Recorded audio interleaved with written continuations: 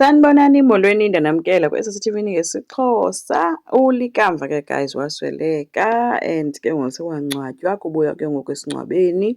So uThumeka xa efika ke kwakhe ke bafike awungena erumini ke bafike balungisa into yotya ke babuya bonke beyilaa family yakwaMabandla ke. Kuthe ke kusophakwa kwazodliwa ke babuya ke sebebuya nonyana kaThulani ke uXolani. So uthe ke xa sehleli ke esitulweni ke kwacana into yoba uThumza kuphuma kwakhe ekamereni ubhufeni sezobuza uba utheni uhleli esitulweni sikaLikamva nje, umntanam uzawuhlala fanuba ahlale kule ndawo atyele kule ndawo. Abajongana ke abahlali ke caba ke uThumza uyayiluza noko. Ethubeni ke ayibona into yoba hayi uXolani lo ngumntu akathandeka makamyeke atye, abe sesithi hayi ndiza kumphakela ngoku kwam. Ngoba lofuneka umntanam atye and ndiyamazi ubuya kwakhe uzawubuya elambe gqithi kule ndawo abeye kuyo. So abazi ke uba bamhendlishe kanjani ke, wenza ne-washing ke guys, uyamhlambela uthi ubuya kwakhe uyayazi uba ezi mpahla uzozidinga. So abazi uba mathini bahlale xakene nento ke oohlathi. Kangangoba uThandeka uthe xa ethi bayagoduka ke bona benoXolani noThulani, so asiwazi ke nomzi kaThulani buphi ke guys.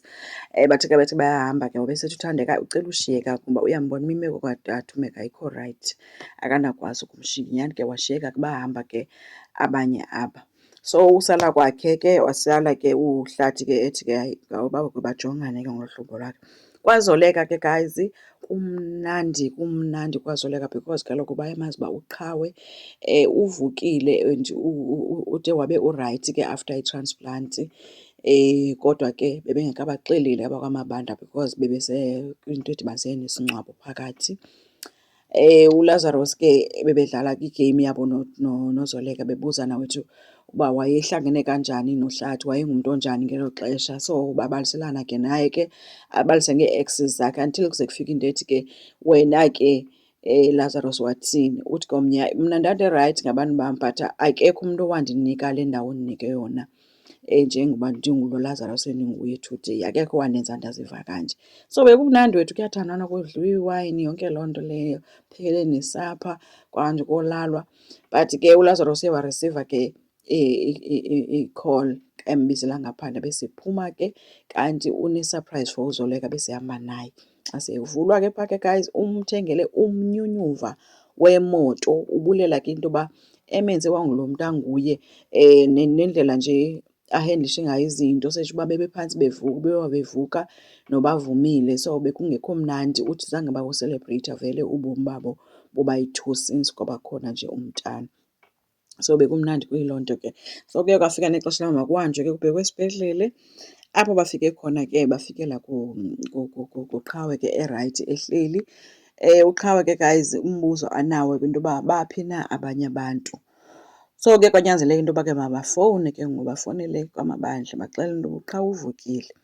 Nyhani ke bathi ke bamfumana kuHlathi, uHlathi wabeseyitsho ke into but uThumeka ke guys uye wathi akayi lapho yena. So ndiyam-andastenda ke into yoba into eyenza into yoba angafuni ukuya apho is because uyayazi uba intliziyo ebetha kuQhawe yeyomntanakhe iye yaseyiva owakhe lo ongukaZoleka umntana, but owakhe kwanyanzeleka into yoba makabhubhe. So bahambile ke guys ke bamshiya ke kuhambe uThulani noHlathi. Xa befika phaa bafikela ke kuQhawe ke onemibuzo emininzi, abuza wonke umntana wabo, bapho Likamva bapho Yanga. Ebuza ke sithi iyazibona uba uphilile but akazi uba kwenzeke ntoni. Uyabona uba kwenziwe ne-operation kwaxelwa ke into yoba kwenziwe i-transplant, yonke into iye yayimpumelelo. So ke umbuzo ke kaQhawe ke after bembuzile bemxelela into yoba ke iphumelele yonke into, ubuze into yoba intliziyo yekabani ithathwe phi. Akabikho kona okwazileyo ukumphendula uba yamayaza ke guys. Kwelinye icala ke uLwandle akakayithethi ke inyani because kaloku nguye owenze ingozi ize ube uLikamva namhlanje ubhubhile, and mawethu ummele uthi thetha inyani, and if awuyithethi inyani ndizawuhamba ndiyothetha ngokwam. Umbuzo ke guys uba uQhawe ke uzoyi-appreciate yonke le nto yoba kufakwe intliziyo kaLikamva, uLikamva ebhubhile egameni lakhe.